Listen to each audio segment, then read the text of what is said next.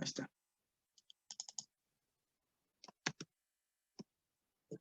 Muy bien, entonces, para empezar, dice el cuestionario, el siguiente código muestra el uso de las funciones for y exec. Describe qué es lo que hace y qué resultados arroja. Este código está muy interesante porque combina la función for con la función exec. Entonces, bueno, la recomendación que siempre se les hace, ¿no? En el caso del lenguaje C, empezar por la función main. O sea, no importa que si ven un código muy extenso, que eso no los intimide. O sea, dicen, bueno, a ver, empiezo por la función main, ¿sí? Entonces busco la función main y me posiciono en la función main y a partir de ahí van a estar las llamadas a las otras funciones, ¿no? Entonces, muy bien.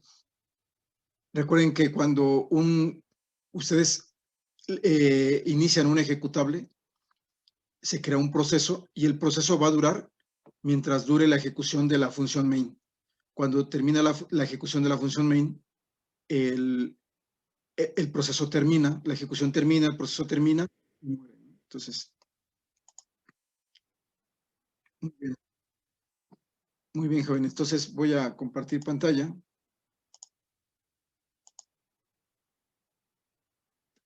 Ahí está. Y entonces, como les decía, esta es la función, este es el código fork-exec, así se llama, fork-exec.c.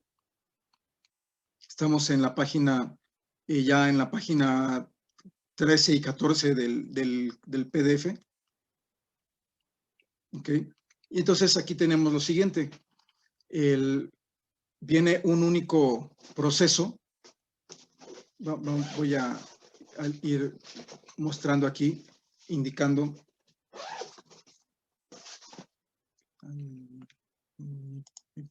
Aquí está. Muy bien, entonces, lo que les decía hace un momento, cuando arranca la ejecución de la función main, se crea un proceso. ¿Okay? Y bueno, ¿qué tenemos aquí en este código? Otros semestres este código queda de tarea, pero bueno, ahorita como estamos avanzando, bien, pues lo vamos a ver aquí, ¿sí? Y bueno, en otros semestres les digo, a ver, quiero que me comenten sentencia por sentencia, ¿no? Entonces, bueno, a ver, aquí vamos a explicarlo. Como más adelante viene la función exec, pero vamos a ocupar una función exec b, de las que usan vector, ¿ok? Entonces vamos a usar una función exec b, y por lo tanto, este es el vector de los argumentos del comando, del ejecutable que vamos a ejecutar, si valga la redundancia. Entonces, del ejecutable que vamos a mandar a llamar desde este código. Y observen, aquí viene en la clase pasada hicimos un ls, pero sin argumentos, un ls a secas, ¿no? Hicimos la clase pasada. Ahora viene un ls. Vean aquí la lista de argumentos, como ya les decía la clase pasada, en C, el nombre del ejecutable es parte de la lista de argumentos que se pasan desde línea de comandos. Entonces, por eso es que se ve como repetitivo, ¿no? Entonces, aquí, en la lista de argumentos, el elemento 0 del arreglo, ahí está, es el ls. Luego, el elemento 1 es el -L o el -L. Y el elemento 2 es el directorio raíz diagonal. Ahí está el comando. Vean, ls-l directorio raíz. Tienen que separar cada opción del comando. Si el comando lleva opciones, esa va en otro elemento del vector o arreglo. Y el directorio, en este caso, también es otro elemento del vector o arreglo. ¿Cómo vas a ver y como lo vimos la clase pasada, cada comando o cada ejecutable trae opciones, un número de opciones variable. Cada comando o cada ejecutable trae un número de opciones variable y un número de argumentos también variable, ¿no? Entonces, ¿cómo le van a indicar al vector que ya llegaron al final de los argumentos? con el apuntador null. Ahí está. Y entonces este sería su arreglo, su vector. Bueno, le llaman vector, por eso es que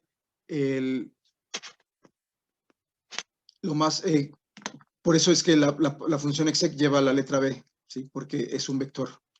¿Ok? Muy bien, jóvenes. Entonces, aquí ese sería el vector de argumentos, que posteriormente se va a usar en la función exec B. Entonces viene aquí nuestro proceso. ¿Y qué pasa? Llega aquí a una llamada a una función, que es la que está declarada arriba, que se llama spawn, la función. Y vean, la función spawn va a estar recibiendo los mismos argumentos que le vamos a pasar a la función exec, que es el nombre del ejecutable como string y luego el vector de argumentos, que es este vector, donde el primer elemento también es el ejecutable, el primer elemento del vector. ¿Sí? Entonces, vámonos a la función spawn. A ver, vamos a ver qué es lo que hace la función spawn, ¿ok?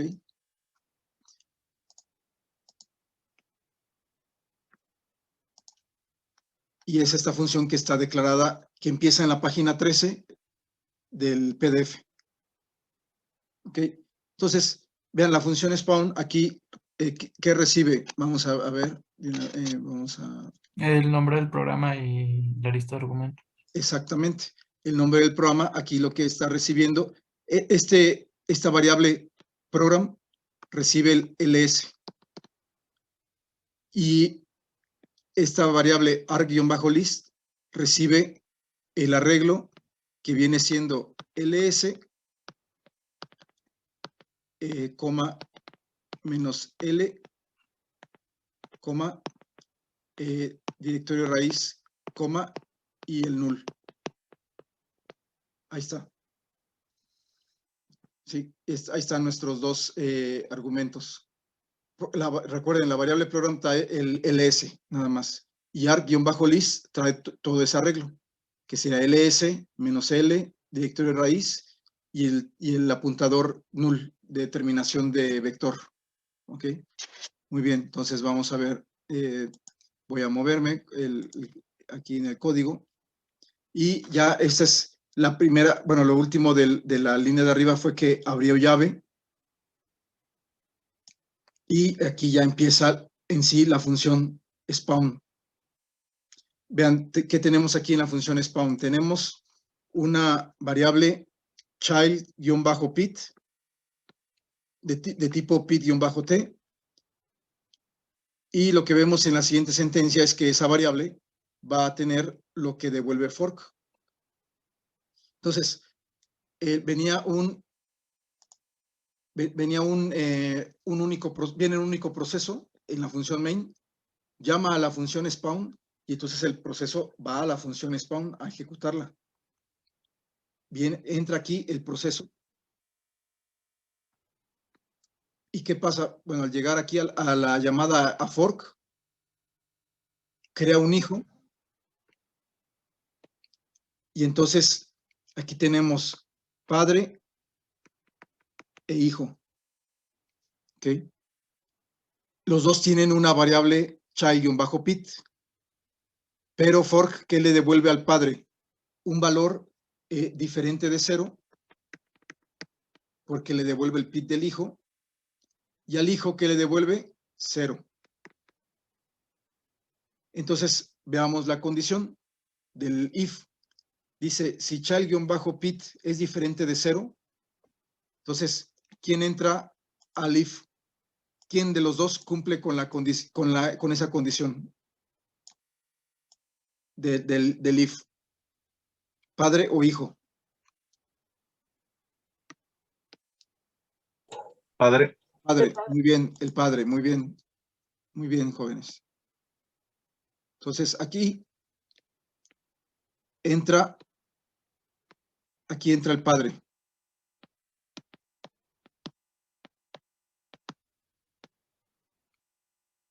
y al else entra el hijo. ¿Y qué hace el padre? Le dice, retorna a la función main, porque esa fue la función que llamó a spawn, retorna a la función main y pasa, pero retorna pasando, llevándote el child-pit, que es el pit del hijo. Eso es un valor diferente de 0. Y entonces el hijo entra al else. Entonces, vean, el padre, después del if, ya entra al if y el padre se regresa a la función main. ¿Ok? Pero se regresa al punto en el que, que se quedó en la llamada spawn, ¿ok? No se regresa al inicio. Okay. Bueno, aquí mi flecha no está tan bien, porque en realidad el padre se va al punto en donde llamó a la función spawn, ¿ok? Bueno, se va más para allá abajo. Ahorita vemos qué hace el padre. Vamos a enfocarnos en el hijo, que es el que entra al else. El hijo manda a llamar a execbp, pasando ls y el arreglo de ls menos l directorio de raíz. ¿Ok? Y entonces vamos a ver qué habíamos dicho en la clase pasada de la función exec. Que si exec se ejecuta correctamente, crea un proceso hijo que asociado al programa que le estamos pasando a exec. Y el proceso que invocó exec, que viene siendo el padre, ese proceso muere inmediatamente. Termina en ese momento y ya no ejecuta lo que está después de la sentencia de la llamada exec. Entonces, vean, aquí el hijo con exec, invocó a un nuevo proceso, que es el proceso del programa ls.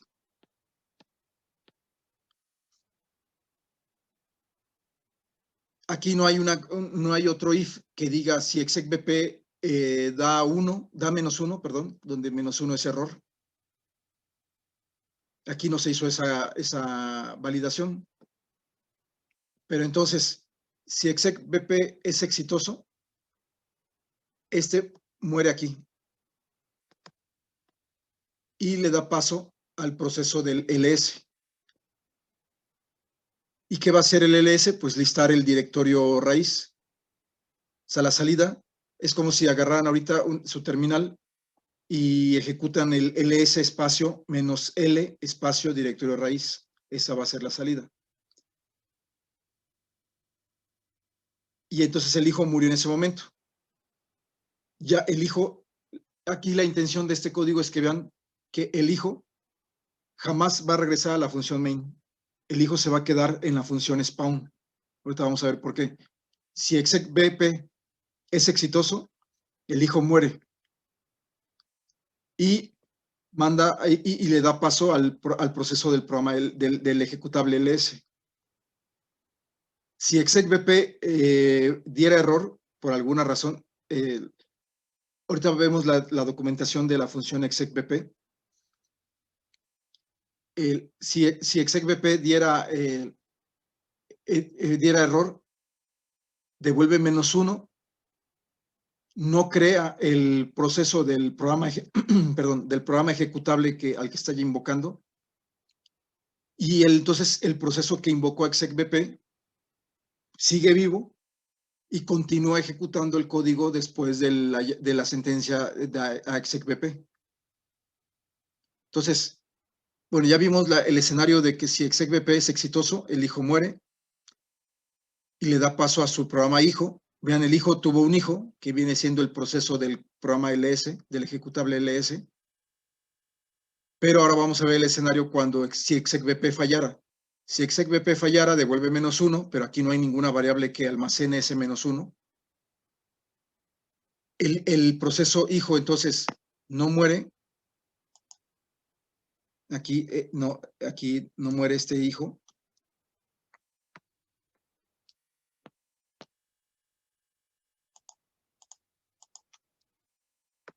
¿ok? Y entonces continúa con lo que está después de la función execbp. Imprime esto en pantalla. Bueno, fprintf manda a la salida de error estándar, que viene siendo el monitor, que manda esta cadena que dice, un error ocurrió en execbp.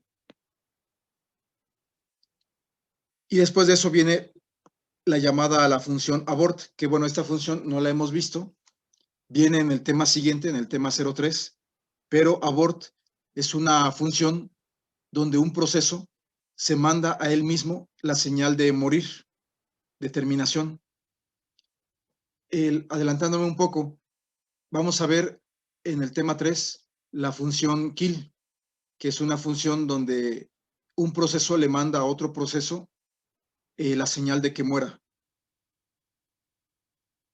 Con kill un proceso puede matar a otro proceso, pero con abort es como un kill, pero aplicado a él mismo.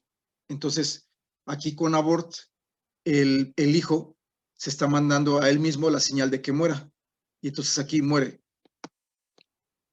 Vean lo que les decía hace un momento. Sea exitoso o no execbp, el hijo va a morir dentro de la función spawn. Repito, porque si execbp es exitoso, el hijo muere y le da paso al programa del ejecutable que está invocando en execbp, que en este caso es un ls. Si el hijo no muere, imprime esa línea que dice un error ocurrió en execbp y en la línea siguiente muere. Entonces, el hijo, conclusión, el hijo no regresa a la función main. Vamos a ver ahora qué pasó con el padre, que él sí regresó a la función main. Okay, entonces, vamos a ver en ese momento. Ahí está. El padre regresa a la función spawn, regresa de la función spawn, más bien, ¿sí? El padre regresa de la función spawn,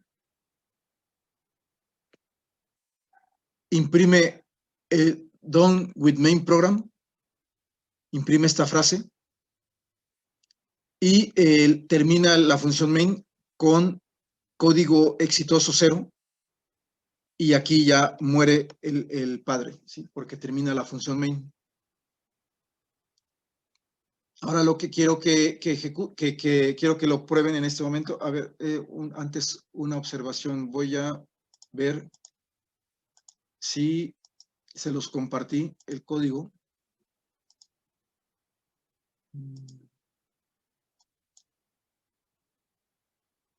Ah, no se los he compartido. Sí, es que como les decía, por lo general este código lo pido de tarea. Denme un minuto y lo agrego aquí. Sería código 9. Ok.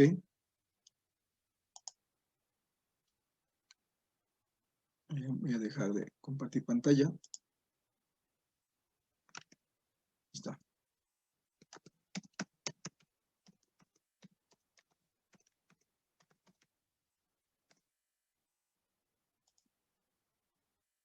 Y ahora...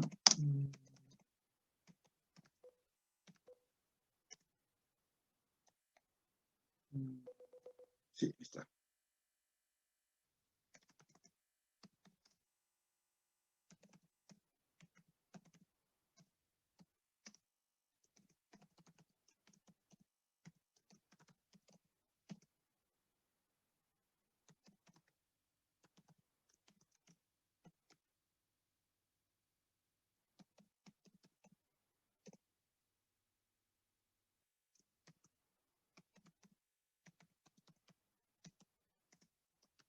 A ver, jóvenes, y ahora, bueno, voy a compartir pantalla nuevamente.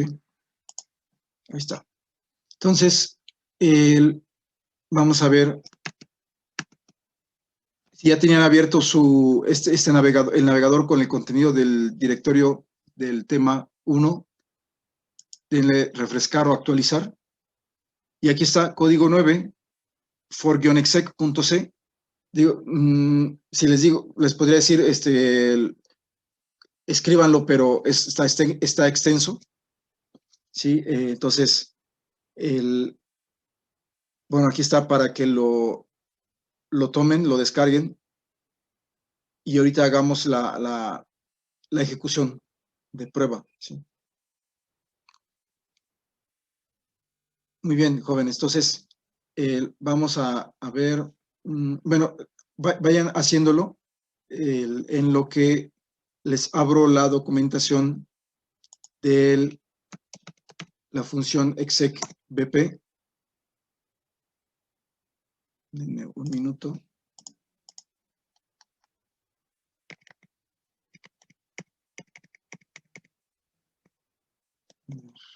Esto.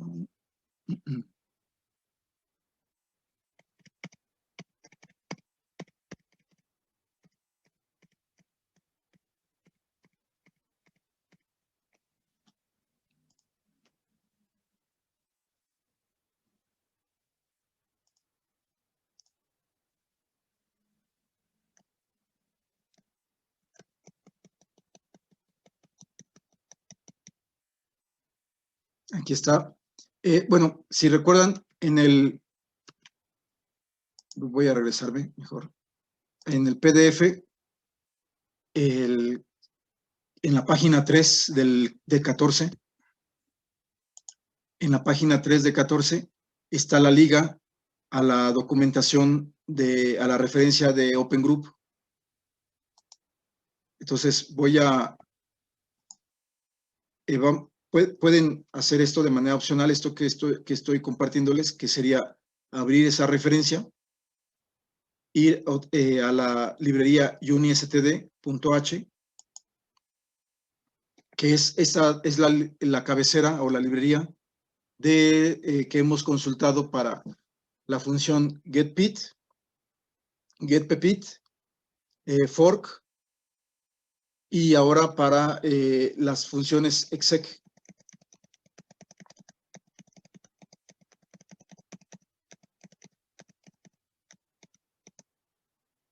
Vean, aquí están las 6 familias de funciones. Ahí está, lo pueden ver. Ahí están las 6, dije las 6 familias de funciones, es las 6 funciones de familia. Entonces, ahí están las 6 funciones de la familia exec. En este caso, en el código de ejemplo de for-exec, estamos usando execbp, que es la última de las 6 que están aquí listadas, ¿sí? Y bueno, dice aquí, ejecuta un archivo. Obviamente, bueno, ese archivo debe ser un ejecutable para que se pueda ejecutar, ¿sí? Entonces, bueno, creo que no habíamos entrado a la clase pasada, no entramos a esta documentación, pero bueno, aquí está, dice, las funciones exec reemplazan el proceso actual con un nuevo proceso. El nuevo proceso es construido a partir del archivo ejecutable que le están pasando a la función exec, del primer argumento, ¿sí? del file que dice aquí. En este caso, la función exec, vean, dice file como primer argumento y bueno, el arreglo el vector de opción de argumentos, ¿sí? Entonces, quiero que nos enfoquemos en la parte que dice return value, que debe estar más abajo. Vean, es muchísima documentación. Si es extenso, aquí está. Dice, si una de las funciones exec regresa, o sea, vean, si exec falla, le regresa el control al proceso que llamó a exec. O sea, no muere en ese momento. Y entonces un error ocurre y el valor de retorno es -1 y la variable erno es seteada o establecida para indicar el error. ¿Ok? Entonces, bueno, vamos a... quería que vieran la documentación. Ya también si ustedes les interesa, ya con calma, ustedes fuera de clase pueden entrar a leerla más detenidamente. ¿Sí? Muy bien. Entonces, vamos a compilar for-exec.c.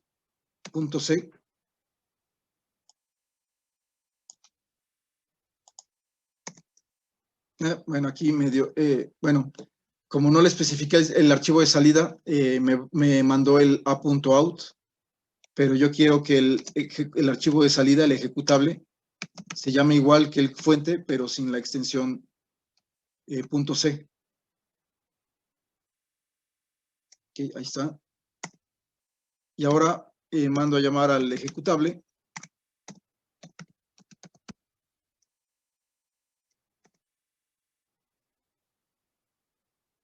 A ver, ¿qué comporta? Este programa tiene este comportamiento. Bueno, voy a ejecutarlo de nuevo. Ahí está. Porque cuando lo lancen, pareciera que el programa todavía se está ejecutando, porque el cursor está parpadeando y no observamos el prompt de sistema. Pero si nos movemos un poco hacia arriba, ¿qué va a pasar? Resulta que el proceso principal, el que va a la función spawn para crear un hijo, y después de que lo crea al hijo, regresa a la función main e imprime done with main program, el padre siempre le está ganando al hijo. Y entonces lo que les había dicho también en una clase pasada es de que cuando el proceso principal muere, regresa el prompt de sistema. Aquí está el prompt de sistema, vean.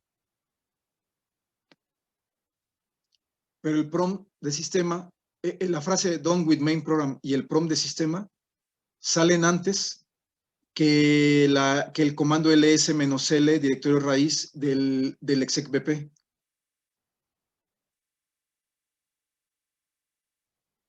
Y entonces, después del prompt, sale el resultado del comando ls. Y aquí lo interesante es que pareciera que nuestro programa se sigue ejecutando. Pareciera que nuestro programa se sigue ejecutando porque no vemos el prompt abajo. O sea, si no nos desplazamos hacia arriba, vamos a observar que el prompt está, que el cursor está parpadeando y podríamos quedarnos así en espera de que el programa, algo se sigue ejecutando, algo está corriendo todavía y así nos podríamos quedar. A ver, ¿les dio ese mismo comportamiento? A ver, también díganme por el chat o díganmelo por voz.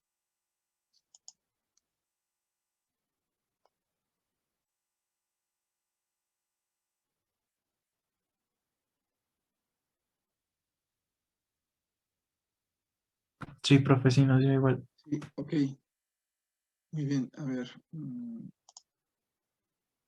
A ver, díganme si siguen viendo mi pantalla porque aquí yo ya no la veo.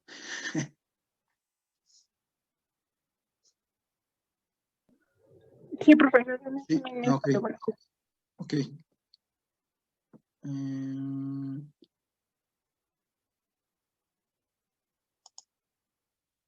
Vamos a ver.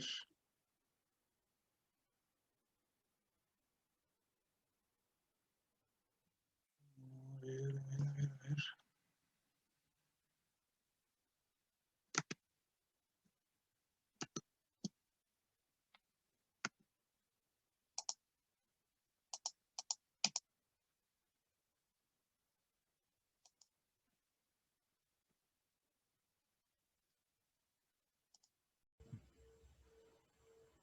ahorita que regrese mi compu, voy a ver si se grabó la parte de la clase que antes de que reiniciara.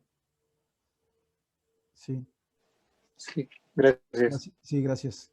Ya estoy, ya le puse otra vez récord. A ver, entonces, les decía, aquí el PROM pareciera que no ha regresado. Sin embargo, si le dan Enter, ahí está, ¿sí? El PROM. De hecho, voy a lanzarlo de nuevo, mi código. Ahí está otra vez. La idea es que también lo ejecuten varias veces y me digan si siempre sale, si siempre es el mismo comportamiento, que la frase done with main program salga antes del listado. Y entonces, entonces como el done with main program sale antes que el listado, vamos a decirlo así, empuja el PROM del sistema hacia arriba. Y por eso aquí no lo vemos. Sin embargo, si ustedes hacen un comando, como por ejemplo, un comando que dé una salida pequeña, por ejemplo, who am I, ahí está. ¿Sí? Como el PROM ya está arriba, ya está en espera de que ustedes le introduzcan un nuevo comando. Voy a lanzarlo de nuevo, ahí está. Y entonces, si le digo, ahí está, por ejemplo, el comando date, que da una salida de una sola línea, que es la fecha y la hora del día de hoy, ¿no? Entonces, a ver, ejecútenlo varias veces. Voy a escribir eso aquí en el chat. No, le voy a escribir en el chat. Eso. Aquí está. Todos en la reunión. Ahí está.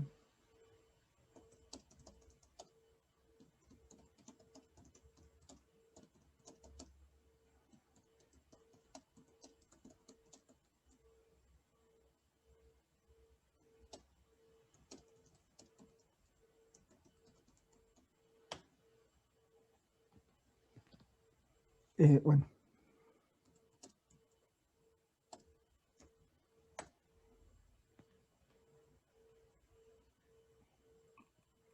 Ahí está. Sí.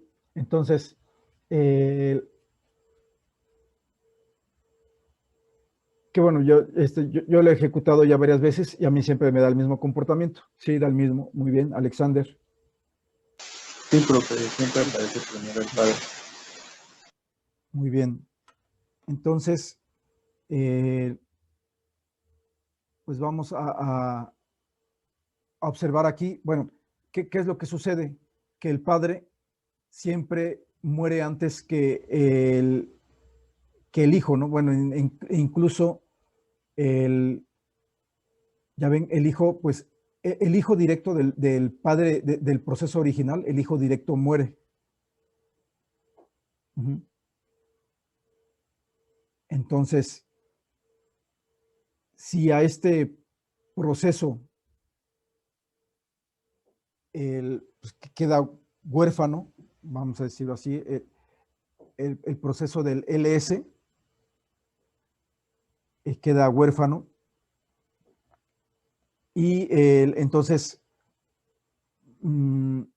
es adoptado por el proceso init, que de hecho, y ahorita que retomo el tema, en el grupo 2 salió una observación con el ejemplo donde el proceso hijo quedaba huérfano y era adoptado por el proceso init. El comportamiento salió con los alumnos que tenían Ubuntu. No sé si aquí en este grupo haya alguien con Ubuntu, con distribución Ubuntu, porque no siempre el proceso init es el que adopta el proceso huérfano. Entonces, dice Alexander que en máquina virtual, ok. Y el ejemplo del fork 2, voy a ejecutarlo. fork 2. Si recuerdan, este código, fork 2, lo ejecutábamos varias veces. Y la última línea que dice hijo 2 puntos, el ID del padre, en algunas ocasiones sale 1. Ahí está, vean, en este caso. En este caso, dice el ID del padre es 1. Esto es, ¿por qué da esta situación? Ya lo habíamos platicado, que es cuando el padre muere antes de que el hijo muera también. Y entonces el proceso init, que es el PIT1, adopta este proceso. Por eso cuando al hijo le dicen, ¿cuál es el ID de tu padre? Él dice, el ID de mi padre, el PIT de mi padre es 1. Para los que tienen Ubuntu, bueno, no sé si el comportamiento sea el mismo en Ubuntu nativo, físico o virtual, pero podría no darles 1, sino otro número, 1243 o algo así. Entonces, eso se debe a que específicamente en Ubuntu, ya hay una especie de, le llaman, todos los procesos pueden ser subreapers, que serían como subrecogedores. Es decir, si el proceso init no puede en un momento dado recoger o adoptar al proceso huérfano, cualquier otro proceso libre lo va a poder adoptar o recoger, ¿sí? Entonces, por esa razón, y me parece porque bueno, yo nunca he manejado Ubuntu, la distribución de Ubuntu, así que creo que es específico de Ubuntu eso. Nadie con alguna otra distribución me ha dicho que le pase esa situación. ¿Okay? Bueno, yo ya lo corrí varias veces y no me parece de que el ID padre sea 1. Ajá. Ok.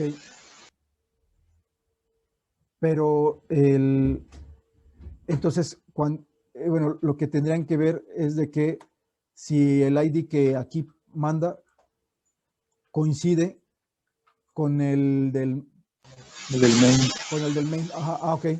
Bueno, entonces, sí es esa situación. El ID del padre es 722. Ok. Me dicen aquí. El ID del hijo es 0. Ajá. Y el del padre es 722.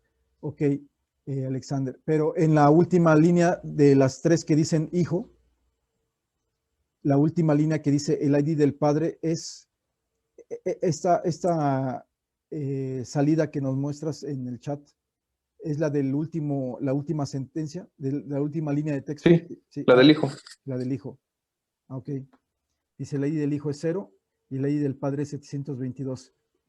Pero y el padre original no tiene el PIT 722. O sea que cuando dice el ID del proceso main. No, eso no. No dice 722. No, sale 2563. Perfecto. Entonces, por ejemplo, aquí su compañero Alexander le da esa situación donde por ejemplo, el padre original, nos decías, es 2000, ¿qué, perdón, Alexander? 2563. Ok. Y sin embargo, aquí, cuando el hijo le dicen cuál es el ID de tu padre, él dice 722, que no es ni el padre original, pero tampoco es 1. ¿Sí? Entonces, aquí el PIT 722 fue el que recogió o adoptó al proceso huérfano. Okay. Después les voy a pasar la liga de donde encontré esa explicación. Fue en una especie de página tipo stackoverflow.com, sí, una de esas. Se los comparto en el grupo de Facebook. Okay. Muy bien, jóvenes. A ver, entonces, y con esto terminamos el tema 2 y estaremos empezando el tema 3. A ver, denme un minuto y se los comparto. A ver.